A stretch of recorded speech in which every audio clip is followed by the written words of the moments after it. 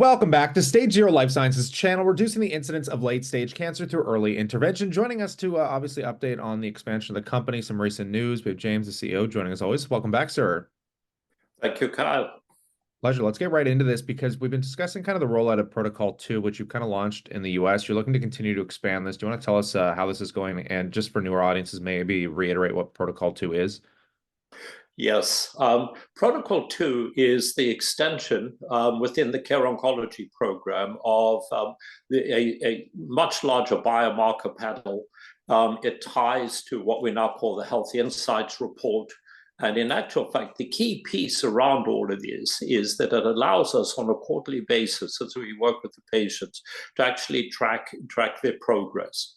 I think we've talked before about things like insulin resistance and how it affects not only the way that the chemotherapy might work, but in actual fact, your own immune system. I highlight that as just one of the parameters. We do about 20 parameters in all of this. And so it's there. So if we introduced the program into the US just under a year ago, it's actually gained really good traction. We're moving now to introduce it to Europe. We'll do that a little, literally within the next short while. But all of the preparation is in place. So we brought in a business development side into Europe. If you think about it, UK, about 70 million people. If you look at Europe, it's 780 million people. So the push out into Europe is key. Our business development lead is based out of Germany. She's incredibly well connected. And so we're beginning to push back into this. So Germany, France, Holland, Austria, Switzerland, moving up into the Scandinavian countries, all of that really critical. And so that's the push that we go. It also allows us to integrate much more strongly the nutritional offerings, pretty much like we have on the US side, as well as the mental health piece. So it's a really big push. We're looking very, very much forward to this. Yeah, definitely appreciate the insights there. And just kind of in tandem, when it kind of comes to like some scientific updates, as Garden Health kind of had their colorectal test that kind of falls in line with yours. Do you want to talk about some of the comparables there when it comes to, other competitors? Yes, it was a really interesting publication that came out with a fair amount of fanfare. And I think as we looked at it, it highlights a number of things with us. And so first of all, the results that were published were at I would say, reasonable specificity, 90% specificity. And where they showed sensitivity, significantly below that.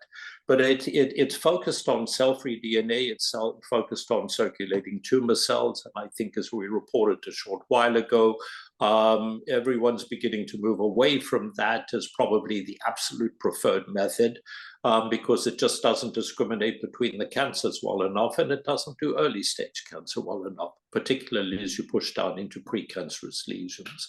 So from our side, it was really good to look at it and to see that we can do 99.8% specificity, which means your false positives are incredibly low, and we have a very high sensitivity reading. So in addition to that, we find stage 1 equally as well as stage 2, 3, or 4. We can also see polyps.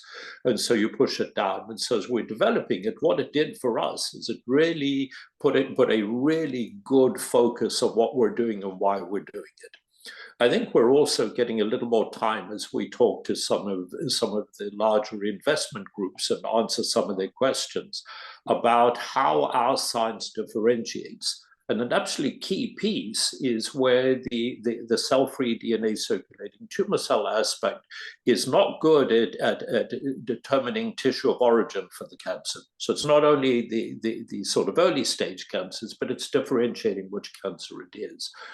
In terms of our data, it's quite specific. And so when we look at our gene panel, we look at a reasonable size gene panel. Why? Because you're not only looking for the cancer of interest, but you're looking to make sure that it's not any one of the other cancers.